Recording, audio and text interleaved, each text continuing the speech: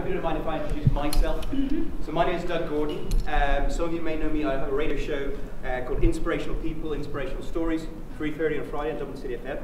If you know anybody inspirational, please send them my way. I've been working in the investment management industry for 20 years.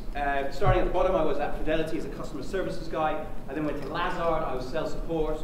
Then HSBC, I was a sales manager. Then sales manager or sales director at Aviva. And then head of sales at Columbia. And then head of sales reporting into the board of Davy, which I'm sure you all know. Over the last while, though, I had a near-death experience in 2012 which changed my life. And since that, I've always tried to giving back to others, and I've set up 2 other businesses now called DGG Performance Optimization, which is a bit like Tony Robbins type stuff, but also keying into sales and marketing, a bit like Jack Daly. Anyone see Jack Daly at the Pendulum Conference last week? Yeah, he was on my show as well. It was very good. And then the Body, Health and Soul is more about healing, meditation, mindfulness, wellness classes, and everything like that. So a big change, obviously, and I actually quit Davy now, and I'm doing these full time. So if you need any help at all, please come and speak to me afterwards.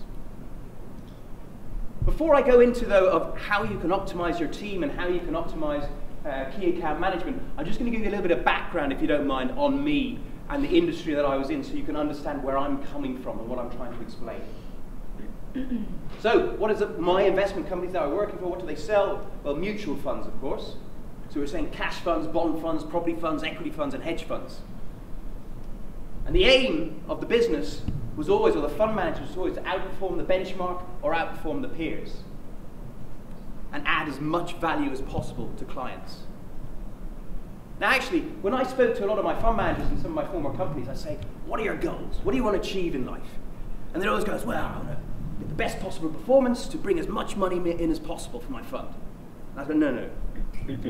What you need to do is think of something positive that adds value to people, but also think of the end vision of how you're actually helping someone. So I was saying to them, look, visualize that granny or grandpa that's giving money to charity, or to their children, or to their grandchildren, and then visualize outperforming as much as possible to add value for them. And it's funny how the universe just tends to help you in that respect. So what sells? Well, in my industry, it's obviously performance. Let's face it, you want to make as much money as possible, so having top quartile performance is incredibly important. But also the consistency of that performance. There's no good just being good for 1 month, and then you get in the next month, and the performance is crap. On top of that, the highest possible return for the lowest possible risk. You know, everybody's going into Bitcoin at the moment. I think it's a good investment for the long term, but it can be quite racy in the short term. So you've got to be very aware of the risk that you're taking in terms of investment.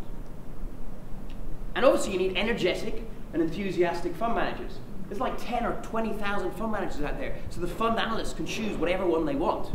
And if there's a boring guy who comes in and starts speaking to them, they ain't going to want to speak to him again. So interesting fund managers, and then you need a very good customer service team and good key account managers that are working for you and dealing with the accounts. And obviously try and get the best possible cost as well. So what does the business look like, or the industry look like? Well, you can see I'd be working for the fund manager right at the top, and we'd be selling into banks, stockbrokers, companies, with like pension funds and so on. And then they'd sell on into the IFA market, the solicitor market, and the accounting market, and then on to the end customer as well. And you can see a few different accounts at the top there that I would have dealt with in the past. What does the business look like? Well, very similar to a lot of other business, but in the investment industry, you have the CEO at the top, then you have the head of distribution or sales and marketing, which would be myself. You'd have a CIO and a COO. And obviously, in terms of management of my team, I would obviously look after all the row below me, or the column below me, but actually there's very much the octopus effect in the business, where I'm selling funds, so I'm selling the fund manager. So I need to make sure I very much manage their time. Because at the end of the day, they could be over in Asia 1 week, America the next week, and then London the week after. And they'd have burnout if they kept doing that. So it's incredibly important you manage their time. And of course then, with everything that's going on in the industry, there's a lot of regulations, so compliance and legal. I have to meet with them all the time. And at the end of the day, it's all about performance. So I have to meet with the performance team to get that into the marketing material and out to the clients. So the octopus effect of a business in terms of management is very, very important. Just to give you a little bit of an idea of how we sell and who we sell to, this is a very similar kind of picture, but what you can see here, this is the kind of client that I would sell to. So you've got the head of portfolio management, CIO and COO at the top, And my sales guys would be going in, selling to the fund analysts in a bottom-up approach. They'd be basically talking about the performance of the fund. They get the fund manager in front of the fund analyst, and hopefully then that fund analyst will put the fund onto the panel. But it doesn't stop there. Because if you think about it, I might have a European equity fund. And they'll put it on the panel, but the portfolio managers on the left-hand side there will actually get a choice of maybe 5 different funds they could choose from. So they might have a Fidelity fund, an Invesco fund, a Davy fund, a Threadneedle fund. And you need to entice them to go and buy your own funds as well. So again, the account manager will go and make sure they wine and dine those guys. And then on top of that, the actual account will have a sales team. So you need to be very helpful in terms of getting out there with their sales team, acting as a specialist, coming in, presenting to their clients as well. So that just gives you a little idea of what we do. And an example of where this worked for me was JP Morgan. So JP Morgan was one of my accounts. In 2006, when I joined Threadneedle, they had nothing with Threadneedle whatsoever. Within 2 years, they bought our Asia fund, and within another year, they had $1 billion under management with us. Now, I then handed it over to one of my key account managers, and I was managing as a sales director. I was managing all the different key account managers across the globe. And you have to remember that JP Morgan is a massive account. They have businesses all over the world, whether it be Hong Kong, New York, London, Paris, wherever. There's businesses everywhere. So I had to manage that very, very carefully to make sure the fund manager wasn't in Hong Kong and then in New York the next day. So communication is key. And this is where digital can really come into your business. Using a CRM system like Salesforce, for example, is fantastic.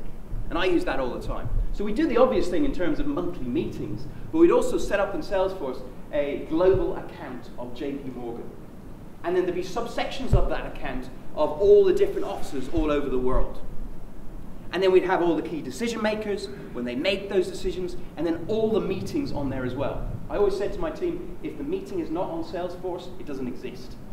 And they were enumerated on how many meetings they did, as well as bringing in the performance, bringing in the sales as well. And then the great thing I love about Salesforce and some of the other CRM systems now is they have a chatter or tweeting system. So it allows have a bit of banter and a bit of fun with all the different colleagues all over the world. Because they can call in through the Twitter system and say, oh, I just won 5 million here or 10 million there. And then as a sales director, you can give them praise and recognition for what they've done. It's a brilliant system. And I have to say, when I was a sales guy, and my manager was coming on to me and saying, well done, that's fantastic, you do feel great. So obviously, the sales manager or director's or CEO's role is to help his team make as much sales as possible. How do we do that? Well, you almost need to act like a coach. How many people here have a coach? Good. It's amazing, isn't it? Think about it in sport.